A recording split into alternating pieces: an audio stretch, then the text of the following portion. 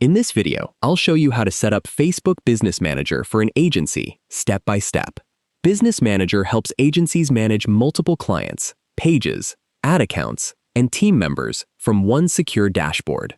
First, open your web browser and sign in to Meta Business Suite with your agency's Facebook account. If you don't already have a business manager, click Create Business. Then enter your agency name, business email, and other required details to complete the setup.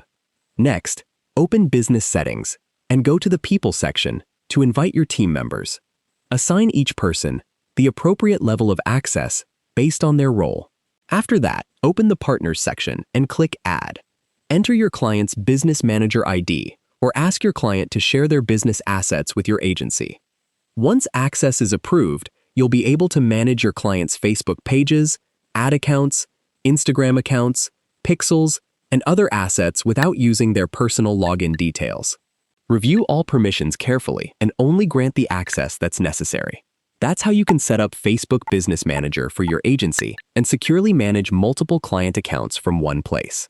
If you found this video helpful, please like the video and subscribe to the channel for more easy app tutorials. Thanks for watching.